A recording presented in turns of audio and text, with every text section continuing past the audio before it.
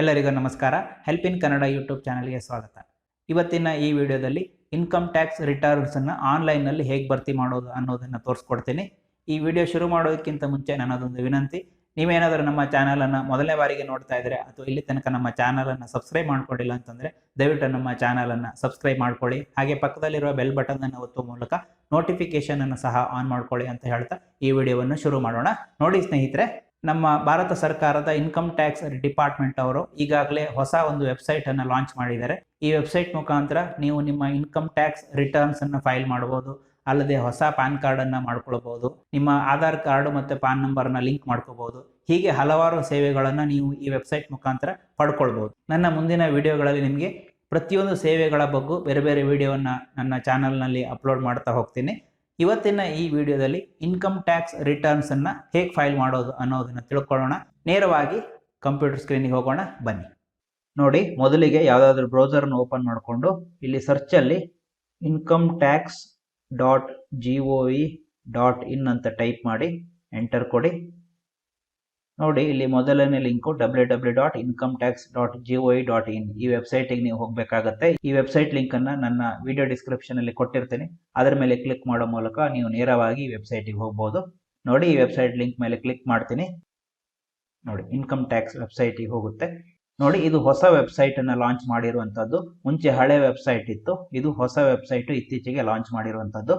ಇಲ್ಲಿ ನಿಮಗೆ ಬೇರೆ ಬೇರೆ ಸೇವೆಗಳಿದೆ. E verify return, link Aadhaar status, e pay tax, ಹೀಗೆ ಬೇರೆ ಬೇರೆ ಸೇವೆಗಳು ಈ ವೆಬ್ಸೈಟ್ ಮುಖಾಂತರ ನಿಮಗೆ ಸಿಗುತ್ತೆ. ಎಲ್ಲಾ ಸೇವೆಗಳನ್ನು ನಿಮಗೆ ಪ್ರತಿಯೊಂದು ವಿಡಿಯೋವನ್ನು ಮಾಡುವ ಮೂಲಕ ನಿಮಗೆ ತಿಳಿಸ್ಕೊಡ್ತಾ ಹೋಗ್ತೀನಿ.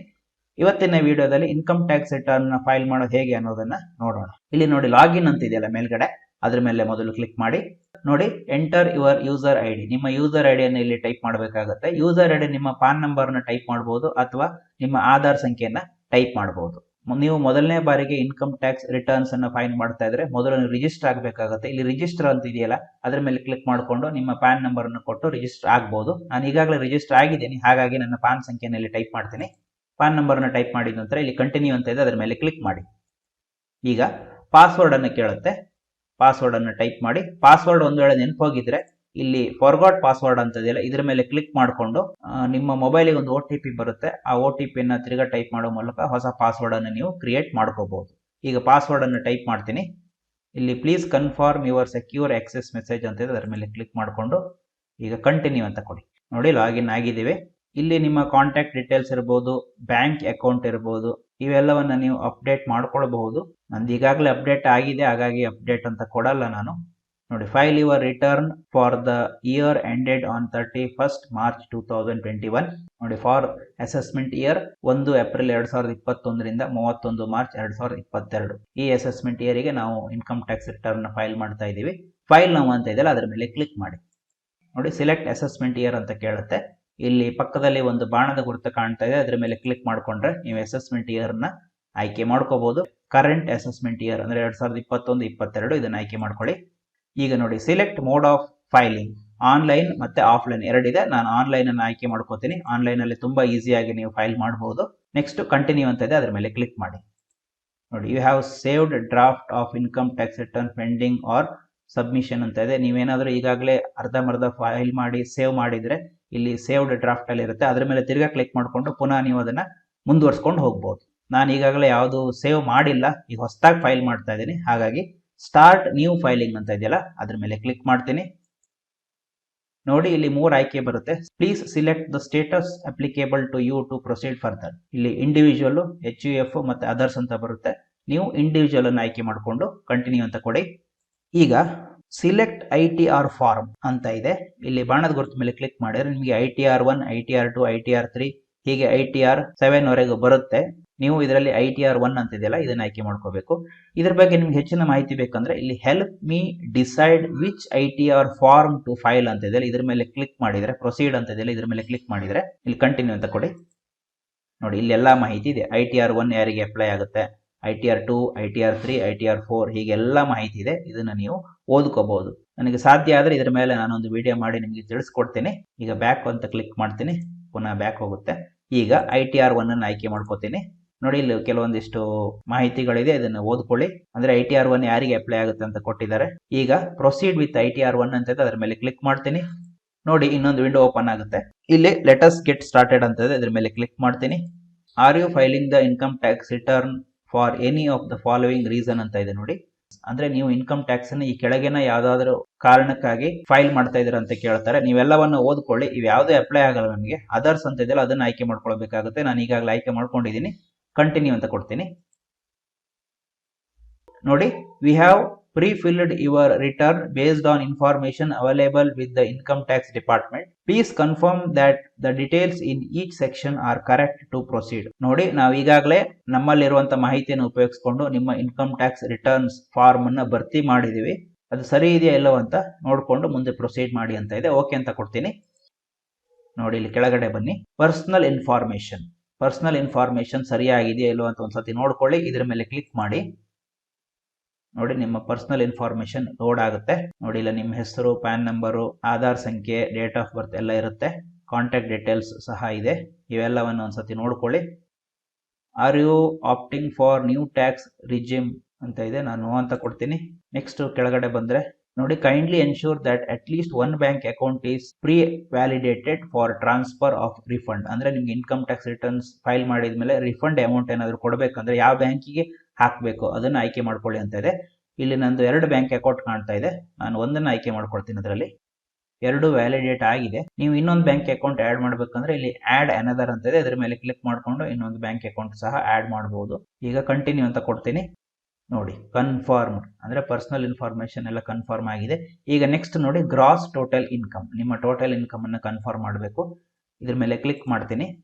ನೋಡಿ, ಇಲ್ಲಿ ಸ್ಯಾಲರಿ ಎಕ್ಸೆಂಪ್ಷನ್ಸ್ ಅಂತ ಇದೆ. ಒಂದೊಂದೇ ಓದ್ಕೊಂಡು ಆಯ್ಕೆ ಮಾಡ್ಕೊಂಡು ಹೋಗ್ಬೇಕು ನೀವು. Are you eligible to claim exemption in respect of expenditure incurred on cost of travel on tour or transfer maintenance of uniform etcetera. ಇದು ಅಪ್ಲೈ ಆಗಲ್ಲ, ನೋ ಅಂತ ಕೊಡ್ತೀನಿ. ಹಾಗೆ ನೆಕ್ಸ್ಟ್ ನೋಡಿ, are you eligible to claim exemption in respect of special compensatory allowances, children education allowance, hostel allowance. ಇದು ಇಲ್ಲ, no ಅಂತ ಕೊಡೋಣ. ನೆಕ್ಸ್ಟ್ ನೋಡಿ, are you eligible to claim exemption in respect of house rent allowance. ಇದು ಇಲ್ಲ, no ಅಂತ ಕೊಡ್ತೀನಿ. Next, are you eligible to claim exemption in respect of leave travel allowance. ಇದು ಸಹ ಇಲ್ಲ, ನೋ ಅಂತ ಕೊಡೋಣ. Are you eligible to claim any other exemption from salary income, no ಅಂತ ಕೊಡ್ತೀನಿ. ಕಂಟಿನ್ಯೂ ಅಂತ ಕೊಡೋಣ. ನೋಡಿ, verify your income source details. Next ನಿಮ್ಮ ಇನ್ಕಮ್ ಅನ್ನ ಇಲ್ಲಿ ಭರ್ತಿ ಮಾಡಬೇಕು. ಒಂದು ಗ್ರಾಸ್ ಸ್ಯಾಲರಿ ಇಲ್ಲಿಲ್ಲ, ನಾನು ಎಡಿಟ್ ಮಾಡ್ತೀನಿ. ಎಡಿಟ್ ಅಂತ ಕೊಟ್ಬಿಟ್ಟು ಒಂದೊಂದೇ ಭರ್ತಿ ಮಾಡಬೇಕು. ಇದು ನಿಮಗೆ ನಿಮ್ಮ ಫಾರ್ಮ್ ನಂಬರ್ 16 ನಲ್ಲಿ ಸಿಗುತ್ತೆ. ಅದನ್ನು ನೋಡಿಕೊಂಡು ಭರ್ತಿ ಮಾಡಿದ್ರೆ ತುಂಬಾ ಒಳ್ಳೆಯದು. ಫಾರ್ಮ್ ನಂಬರ್ 16 ಅನ್ನ ನೀವು ಎಲ್ಲಿ ಕೆಲಸ ಮಾಡ್ತೀರಾ ಅವ್ರ ಕಡೆಯಿಂದ ಇಸ್ಕೊಳ್ಬೇಕಾಗತ್ತೆ. ನೋಡಿ, ಮೊದಲು ಸ್ಯಾಲರಿ ಆಸ್ ಪರ್ ಸೆಕ್ಷನ್ 17(1) ಅಂತ ಇದೆ, ಇದನ್ನ ಭರ್ತಿ ಮಾಡ್ತೀನಿ. ಆ ನಂತರದಲ್ಲಿ value of perquisites as per section 17(2) ಇದು ಯಾವುದೂ ಇಲ್ಲ. ಅದೇ ತರ profit in live of salary as per section 17(3) ಇದು ಸಹ ಯಾವುದೂ ಇಲ್ಲ. ನೆಕ್ಸ್ಟ್ ನೋಡಿ, ಎಕ್ಸೆಂಪ್ಟ್ ಅಲವೆನ್ಸಸ್. ನೋಡಿ, ಒಂದೊಂದೇ ನೋಡ್ಕೊಂಡು ಹೋಗೋಣ. ನೇಚರ್ ಆಫ್ ಎಕ್ಸೆಂಪ್ಟ್ ಅಲವೆನ್ಸ್, ಇಲ್ಲಿ ಸಿಲೆಕ್ಟ್ ಮೇಲೆ ಕ್ಲಿಕ್ ಮಾಡ್ತೀನಿ. ನೋಡಿ, ಲೀವ್ ಟ್ರಾವೆಲ್ ಕನ್ಸೆಷನ್ ಅಸಿಸ್ಟೆಂಟ್, ಹೀಗೆ ಬೇರೆ ಬೇರೆ ಬರುತ್ತೆ, ಒಂದ್ಸತಿ ನೋಡ್ಕೊಳ್ಳಿ. ಇದು ಯಾವುದು ನಮ್ಗೆ ಅಪ್ಲೈ ಆಗಲ್ಲ, ಸೊ ಹಾಗಾಗಿ ಡಿಲೀಟ್ ಅಂತ ಕೊಡ್ತೀನಿ. ನೋಡಿ, are you sure you want to delete? Yes ಅಂತ ಕೊಡೋಣ. ನೋಡಿ, ನೆಕ್ಸ್ಟ್ ನೆಟ್ ಸ್ಯಾಲರಿ ಬಂದಿದೆ ಇಲ್ಲಿ. ನೋಡಿ, ಡಿಡಕ್ಷನ್ಸ್ 50,000 ಆಟೋಮೆಟಿಕ್ ಅದೇ ಡಿಡಕ್ಟ್ ಆಗುತ್ತೆ, ಸ್ಟ್ಯಾಂಡರ್ಡ್ ಡಿಡಕ್ಷನ್. ಪ್ರೊಫೆಷನಲ್ ಟ್ಯಾಕ್ಸ್ ಏನಾದರೂ ಕಟ್ಟಿದ್ರೆ ಇಲ್ಲಿ ಎಂಟ್ರಿ ಮಾಡಿ. ನಾನು ಯಾವುದು ಕಟ್ಟಿಲ್ಲ. ಈಗ ಸೇವ್ ಅಂತ ಕೊಡೋಣ. ನೆಕ್ಸ್ಟ್ ನೋಡಿ, ಇನ್ಕಮ್ ಫ್ರಮ್ ಹೌಸ್ ಪ್ರಾಪರ್ಟಿ ಅಂತ ಇದೆ.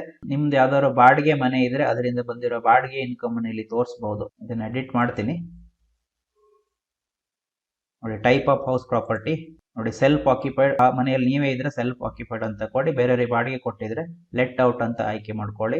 ನಾನು ಲೆಟ್ ಔಟ್ ಅಂತ ಆಯ್ಕೆ ಮಾಡಿಕೊಂಡು ಎಷ್ಟು ಬಾಡಿಗೆ ಬಂದಿದೆ ಹೋದ ವರ್ಷ ಅದನ್ನು ಇಲ್ಲಿ ಎಂಟ್ರಿ ಮಾಡ್ತೀನಿ. ನೋಡಿ, ಟೋಟಲ್ ರೆಂಟ್ ಎಷ್ಟು ಬಂದಿದೆ ಅಷ್ಟನ್ನು ಹಾಕಿದ್ದೀನಿ. ಅನಂತರ tax pay to local authorities. ನೀವೇನಾದರೂ ಗ್ರಾಮ ಪಂಚಾಯತ್, ತಾಲೂಕ್ ಪಂಚಾಯತ್ ಅಥವಾ BBMPಗೆ ನಿಮ್ಮ ಮನೆ ಟ್ಯಾಕ್ಸ್ ಅನ್ನು ಭರ್ತಿ ಮಾಡಿದ್ರೆ ಇಲ್ಲಿ ಅದನ್ನು ಸಹ ತೋರಿಸಬಹುದು. ನಾನು ಅದನ್ನು ತೋರಿಸಲ್ಲ. ನೋಡಿ, ಆನ್ಯುವಲ್ ವ್ಯಾಲ್ಯೂ ಆಟೋಮೆಟಿಕ್ ಆಗಿ ಬಂದಿದೆ 51,000 ಅಂತ. ನೆಕ್ಸ್ಟ್ 30% ಆಫ್ ಆನ್ಯುವಲ್ ವ್ಯಾಲ್ಯೂ 15,300 ಅಂತ ಬಂದಿದೆ. ಈಗ interest payable on borrowed capital ಇದು ಯಾವುದು ಇಲ್ಲ. ಅರಿಯರ್ಸ್ ಯಾವುದು ಇಲ್ಲ. ನೋಡಿ, income chargeable under the head house property 35,700 ಅಂತ ಬಂದಿದೆ. ನೆಕ್ಸ್ಟ್ ಆಡ್ ಅಂತ ಕೊಡ್ತೀನಿ. ನೋಡಿ, ಇನ್ಕಮ್ ಫ್ರಮ್ ಹೌಸ್ ಪ್ರಾಪರ್ಟಿ ಇಲ್ಲಿ ಬಂದಿದೆ 35,700. ಕ್ರಾಸ್ ಟೋಟಲ್ ಇನ್ಕಮ್ ನೋಡಿ 4,82,646 ಆಗಿದೆ. ನೆಕ್ಸ್ಟ್ ಕನ್ಫರ್ಮ್ ಅಂತ ಕೊಡ್ತೀನಿ. ನೋಡಿ ಪರ್ಸನಲ್ ಇನ್ಫಾರ್ಮೇಶನ್ ಆಗಿದೆ, ಕ್ರಾಸ್ ಟೋಟಲ್ ಇನ್ಕಮ್ ಇದು ಕನ್ಫರ್ಮ್ ಆಗಿದೆ. ನೆಕ್ಸ್ಟ್ ಟೋಟಲ್ ಡಿಡಕ್ಷನ್ಸ್, ನಮ್ದು ಡಿಡಕ್ಷನ್ಸ್ ಏನಿದೆ ಎಲ್ಲವನ್ನ ಇಲ್ಲಿ ತೋರಿಸಬಹುದು. ಇದ್ರ ಮೇಲೆ ಕ್ಲಿಕ್ ಮಾಡಿ ನೋಡಿ ಒಂದೊಂದೇ ನೋಡ್ಕೊಂಡು ಹೋಗೋಣ.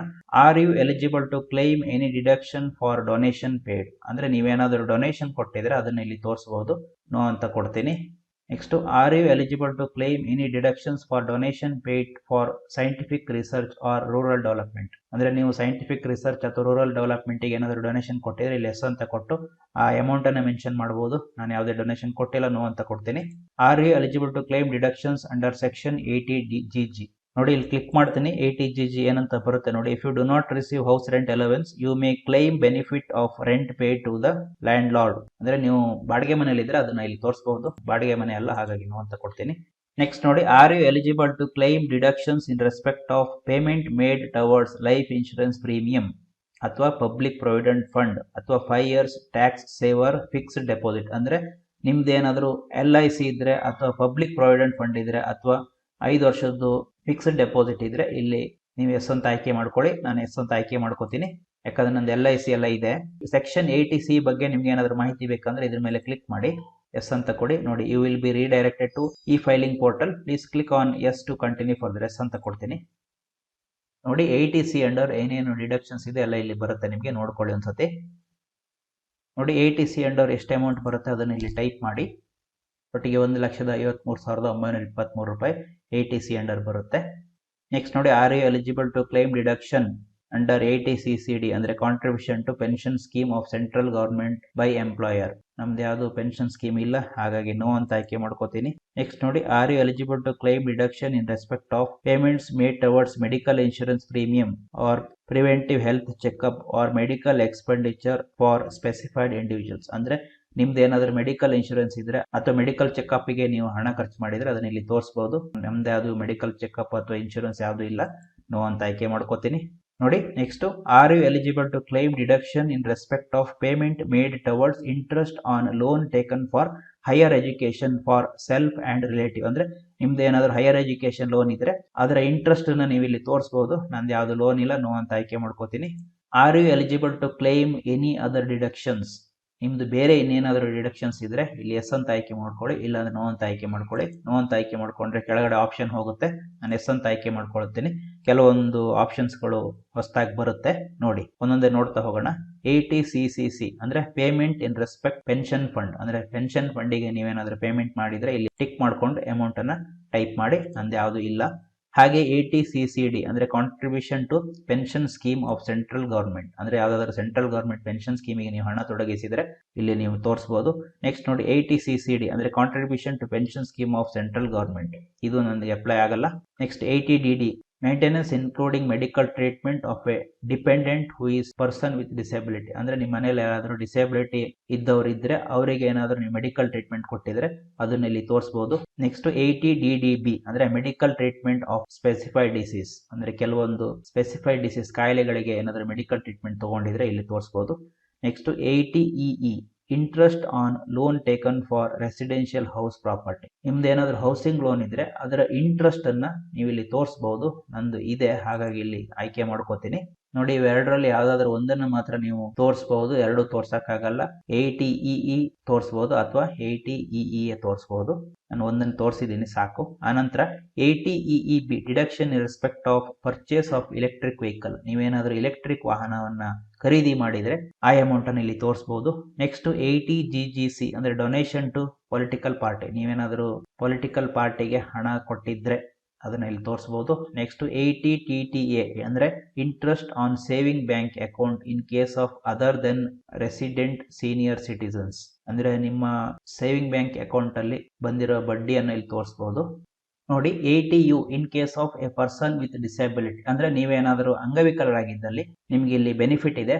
ನಿಮ್ಮ ಅಂಗವಿಕಲತೆಯ ಪ್ರಮಾಣ 40% ಜಾಸ್ತಿ ಇದ್ದು 80% ಒಳಗೆ ಇದ್ರೆ 75,000ವರೆಗೆ ನಿಮಗೆ ಬೆನಿಫಿಟ್ ಇದೆ. ಒಂದು ವೇಳೆ 80% ಜಾಸ್ತಿ ಇದ್ರೆ ನೀವು 1,25,000ವರೆಗೂ ಬೆನಿಫಿಟ್ ಅನ್ನ ತಗೊಳ್ಬಹುದು. ನನ್ನ ಅಂಗವಿಕಲತೆ ಪ್ರಮಾಣ 70% ಇರೋದ್ರಿಂದ 75,000 ನಾನು ಇಲ್ಲಿ ತೋರಿಸಿದ್ದೀನಿ. ಈಗ ಇವೆಲ್ಲ ಆದ್ಮೇಲೆ ಕಂಟಿನ್ಯೂ ಅಂತ ಕೊಡಿ. ನೋಡಿ 80C ಅಲ್ಲಿ ನೀವು ಏನೇನು ತೋರಿಸಿದ್ರೆ ಇಲ್ಲಿ ಬರುತ್ತೆ, ಹಾಗೆ 80EE ಅಲ್ಲಿ ಏನು ತೋರಿಸಿದ್ರೆ ಇಲ್ಲಿ ಬರುತ್ತೆ.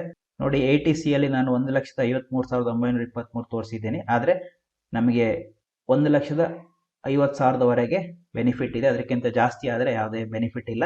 ಆ ನಂತರದಲ್ಲಿ ಅಮೌಂಟ್ ಆಫ್ ಇಂಟ್ರೆಸ್ಟ್ ಪೇಡ್ ಅಂದರೆ 80EE, ಇದರಲ್ಲಿ ನಾನು ಲೋನ್ ಅಮೌಂಟ್ 1,94,030 ರೂಪಾಯಿಯನ್ನು ಬಡ್ಡಿ ಪೇ ಮಾಡಿದ್ದೀನಿ. ಆದರೆ ನಮಗೆ 50,000ವರೆಗೆ ಮಾತ್ರ ಎಲಿಜಿಬಿಲಿಟಿ ಇದೆ, 50,000 ತಗೊಂಡಿದೆ. ಆ ನಂತರದಲ್ಲಿ 80D ಇದು ಯಾವುದು ಇಲ್ಲ. 80U ನೋಡಿ ಇಲ್ಲಿ 75,000 ಬೆನಿಫಿಟ್ ಸಿಕ್ಕಿದೆ. If you are entitled to any other claims please select to claim such eligible deductions. ಇದಲ್ಲದೆ ಇನ್ನೇನಾದರೂ ಡಿಡಕ್ಷನ್ಸ್ ಇದ್ರೆ ಈ ಕೆಳಗಿನವುಗಳಲ್ಲಿ ನೀವು ಆಯ್ಕೆ ಮಾಡ್ಕೊಳ್ಳಿ ಅಂತ ಇದೆ. ಅದು ಯಾವುದು ಇಲ್ಲ, ಸೊ ಹಾಗಾಗಿ ಏನನ್ನು ಆಯ್ಕೆ ಮಾಡ್ಕೊಳ್ಳಲ್ಲ ನಾನು. ನೋಡಿ ಇಲ್ಲೊಂದು ವಾರ್ನಿಂಗ್ ಬಂದಿದೆ. Total of chapter 6 A deduction entered is more than deduction details provided by the employer please reverify. ಅಂದ್ರೆ ಟೋಟಲ್ ಡಿಡಕ್ಷನ್ಸ್ ನಿಮ್ಮ ಎಂಪ್ಲಾಯರ್ ಅಂದ್ರೆ ನೀವೆಲ್ಲಿ ಕೆಲಸ ಮಾಡ್ತೀರಾ ಅವ್ರು ಕೊಟ್ಟಿರೋ ಮಾಹಿತಿಗಿಂತ ನೀವಿಲ್ಲಿ ಭರ್ತಿ ಮಾಡಿರುವ ಅಮೌಂಟ್ ಜಾಸ್ತಿ ಇದೆ, ಇನ್ನೊಂದ್ಸತಿ ರಿವೆರಿಫೈ ಮಾಡ್ಕೊಳ್ಳಿ ಅಂತ ಇದೆ. ನಾನು ಕೊಟ್ಟಿರೋ ಎಲ್ಲ ಮಾಹಿತಿ ಸರಿಯಾಗಿದೆ, ಹಾಗಾಗಿ ರಿವೆರಿಫೈ ಏನು ಮಾಡುವ ಅವಶ್ಯಕತೆ ಇಲ್ಲ.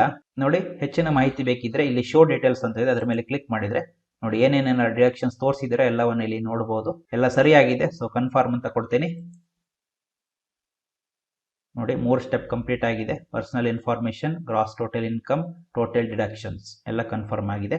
ಟ್ಯಾಕ್ಸ್ ಪೇಡ್ ಟೋಟಲ್ 644 ರೂಪಾಯಿ ನಾನು ಈಗಾಗಲೇ ಟ್ಯಾಕ್ಸ್ ಪೇ ಮಾಡಿದ್ದೀನಿ. ಅದನ್ನು ನಾವು ವಾಪಸ್ಸು ರಿಫಂಡ್ ತಗೋಬಹುದು. ಇದ್ರ ಮೇಲೆ ಕ್ಲಿಕ್ ಮಾಡಿ ನೋಡಿ ಇಲ್ಲಿ ಕೆಳಗಡೆ ಬಂದರೆ ನೋಡಿ details of tax deduction at source on salary income. ನಿಮ್ಮ ಸ್ಯಾಲರಿಯಲ್ಲಿ ಏನಾದರೂ ಟ್ಯಾಕ್ಸ್ ಕಟ್ ಆಗಿದ್ರೆ ಇಲ್ಲಿ ತೋರಿಸುತ್ತೆ. ನನ್ನ ಸ್ಯಾಲರಿಯಿಂದ ಯಾವುದೇ ಟ್ಯಾಕ್ಸ್ ಕಟ್ ಆಗಿಲ್ಲ, ಹಾಗಾಗಿ 0 ಅಂತ ಇದೆ. ನೆಕ್ಸ್ಟ್ ನೋಡಿ details of tax deducted at source from income other than salary. Salary income ಬಿಟ್ಟು 644 ರೂಪಾಯಿ ಕಟ್ ಆಗಿದೆ. ಅದೇನಕ್ಕೆ ಅಂತ ಇಲ್ಲಿ ಶೋ ಡೀಟೇಲ್ಸ್ ಅಂತ ಇದೆ, ಅದರ ಮೇಲೆ ಕ್ಲಿಕ್ ಮಾಡಿದ್ರೆ ತೋರಿಸುತ್ತೆ. ನೋಡಿ ಒಟ್ಟಿಗೆ 644 ರೂಪಾಯಿ ಕಟ್ ಆಗಿದೆ. ಇವೆರಡನ್ನು ರಿಫಂಡ್ ಮಾಡ್ಕೋಬಹುದು. ಇಲ್ಲಿ ಬಾಕ್ಸ್ ಅಲ್ಲಿ ಕ್ಲಿಕ್ ಮಾಡಿ ಅಷ್ಟು ಅಮೌಂಟ್ ನಮಗೆ ರಿಫಂಡ್ ಆಗುತ್ತೆ. ನೆಕ್ಸ್ಟ್ ನೋಡಿ details of tax deducted at source as per form 16C furnished by the pair.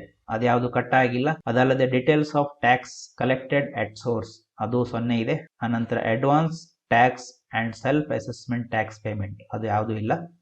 So ನೋಡಿ ಟೋಟಲ್ ಟ್ಯಾಕ್ಸ್ ಪೇಡ್ 644 ಇಲ್ಲಿ ತೋರಿಸುತ್ತೆ. ಈಗ ಕನ್ಫರ್ಮ್ ಅಂತ ಕೊಡಿ. ನೋಡಿ ನೆಕ್ಸ್ಟ್ ಸ್ಟೆಪ್ಗೆ ಹೋಗುತ್ತೆ. ಟ್ಯಾಕ್ಸ್ ಪೇಡ್ ಇದು ಕನ್ಫರ್ಮ್ ಆಗಿದೆ. ನೆಕ್ಸ್ಟ್ ನೋಡಿ ಟೋಟಲ್ ಟ್ಯಾಕ್ಸ್ ಲಯಬಿಲಿಟಿ, ಇದ್ರ ಮೇಲೆ ಕ್ಲಿಕ್ ಮಾಡೋಣ. ನೋಡಿ ಇಲ್ಲಿ ಎಲ್ಲ ಸಂಪೂರ್ಣ ಮಾಹಿತಿ ಬರುತ್ತೆ. ಗ್ರಾಸ್ ಟೋಟಲ್ ಇನ್ಕಮ್ ಇದೆ, ಟೋಟಲ್ ಡಿಡಕ್ಷನ್ಸ್, ಟೋಟಲ್ ಇನ್ಕಮ್ ಎಷ್ಟು ಬಂದಿದೆ ಅಷ್ಟನ್ನು ಇಲ್ಲಿ ನೋಡಬಹುದು. ನೆಕ್ಸ್ಟ್ ನೋಡಿ ಕಂಪ್ಯೂಟೇಷನ್ ಆಫ್ ಟ್ಯಾಕ್ಸ್. ಇಲ್ಲಿ tax payable on total income ಅಂದ್ರೆ ನೀವೇನಾದ್ರೂ ಟ್ಯಾಕ್ಸ್ ಪೇ ಮಾಡ್ಲಿಕ್ಕೆ ಬಾಕಿ ಇದ್ರೆ ಇಲ್ಲಿ ತೋರಿಸುತ್ತೆ. ನಂದು ಯಾವುದೇ ಟ್ಯಾಕ್ಸ್ ಪೇ ಮಾಡ್ಲಿಕ್ಕೆ ಬಾಕಿ ಇಲ್ಲ. ನೆಕ್ಸ್ಟ್ ನೋಡಿ ರಿಬೇಟ್ 87A ಅದು ಅಷ್ಟೇ 0. ಟ್ಯಾಕ್ಸ್ ಪೇಯಬಲ್ ಆಫ್ಟರ್ ರಿಬೇಟ್ ಅದು ಯಾವುದಿಲ್ಲ. Next health and education cess ಅದು ಇಲ್ಲ. ಟೋಟಲ್ ಟ್ಯಾಕ್ಸ್ ಅಂಡ್ ಸೆಸ್ ಅದು ಸಹ ಇಲ್ಲ. ನೋಡಿ ರಿಲೀಫ್ ಅದು ಇಲ್ಲ 0. ಇದು ಯಾವಾಗ ಬರುತ್ತಂತಂದ್ರೆ relief when salary, gratuity etcetera is paid in arrears or in advance. ನೋಡಿ ಇದು ಯಾವಾಗ ಬರುತ್ತಂತಂದ್ರೆ ನಿಮ್ಗೆ ಯಾವ್ದಾದ್ರು ಗ್ರಾಜ್ಯುಟಿ ಅಮೌಂಟ್ ಸಿಕ್ಕಿದ್ರೆ ಅಥವಾ ಸ್ಯಾಲರಿ ಅರಿಯರ್ಸ್ ಏನಾದ್ರು ಪೇ ಮಾಡಿದ್ರೆ ಅದು ಇಲ್ಲಿ ನೀವು ತೋರಿಸಬಹುದು. ಅದು ಯಾವುದು ಇಲ್ಲ. Next balance tax after relief ಇದು ಸಹ ಯಾವುದಿಲ್ಲ.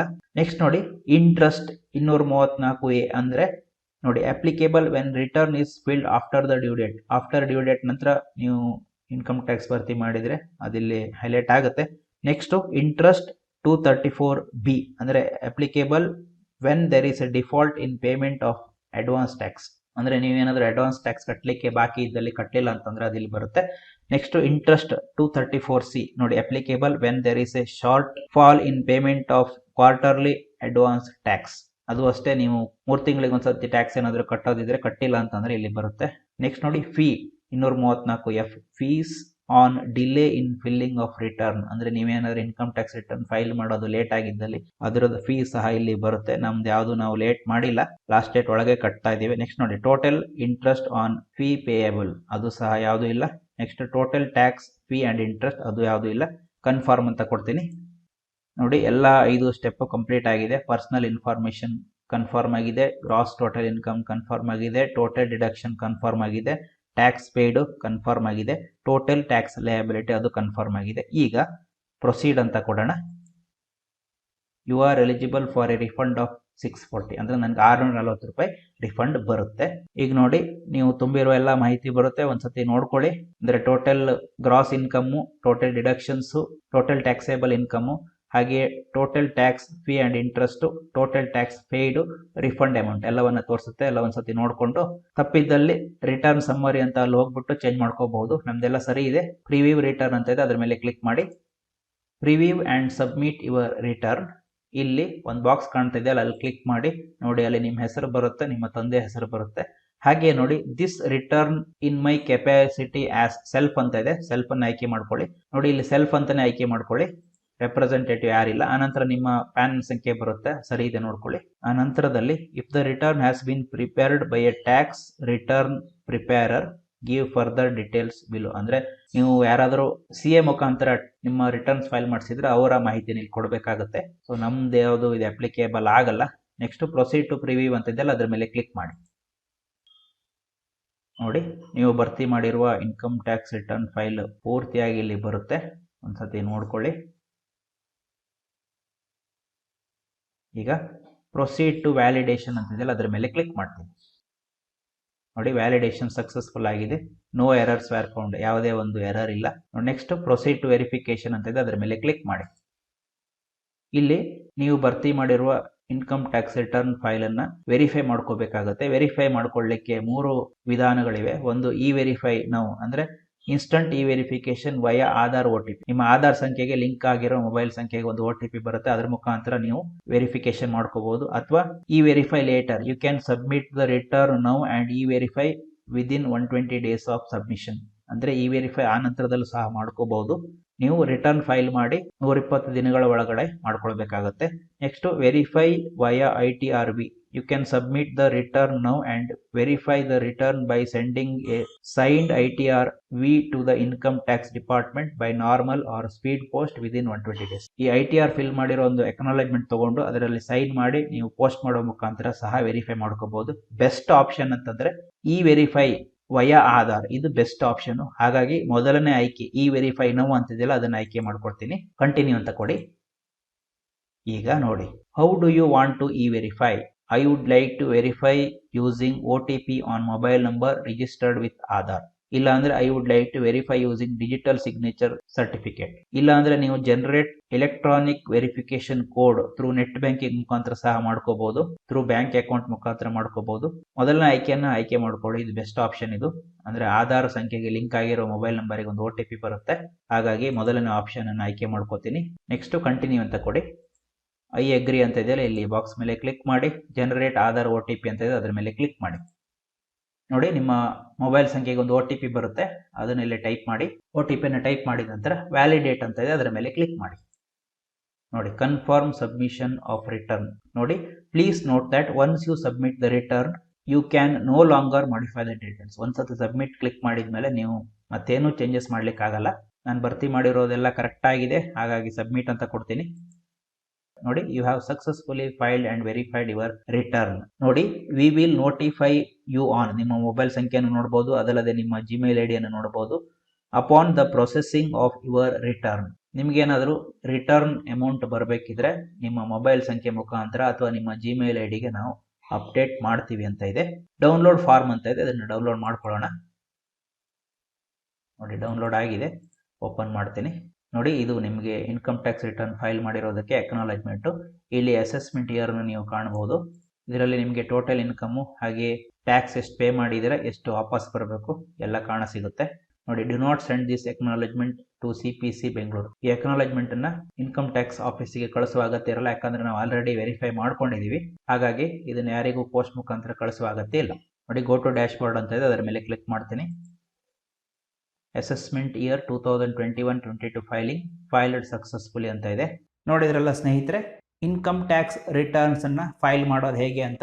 ಈ ವಿಡಿಯೋ ನಿಮಗೆ ಇಷ್ಟ ಆಗಿದ್ದಲ್ಲಿ ಈ ವಿಡಿಯೋವನ್ನು ಲೈಕ್ ಮಾಡಿ, ಈ ವಿಡಿಯೋವನ್ನು ನಿಮ್ಮ ಸ್ನೇಹಿತರಿಗೂ ಶೇರ್ ಮಾಡಿ. ಈ ವಿಡಿಯೋ ಬಗ್ಗೆ ನಿಮ್ಮ ಅನಿಸಿಕೆಗಳು ಏನಾದರೂ ಇದ್ರೆ ನಮ್ಮ ಕಮೆಂಟ್ ಬಾಕ್ಸ್ ಅಲ್ಲಿ ತಿಳಿಸಿ. ಅಲ್ಲದೆ ನಮ್ಮ ಚಾನಲ್ ಅನ್ನು ಮೊದಲನೇ ಬಾರಿಗೆ ನೋಡ್ತಾ ಇದ್ರೆ ದಯವಿಟ್ಟು ಚಾನಲ್ ಅನ್ನು ಸಬ್ಸ್ಕ್ರೈಬ್ ಮಾಡ್ಕೊಳ್ಳಿ. ಮುಂದಿನ ವಿಡಿಯೋದಲ್ಲಿ ಮತ್ತೆ ಸಿಗೋಣ. ನಮಸ್ಕಾರ.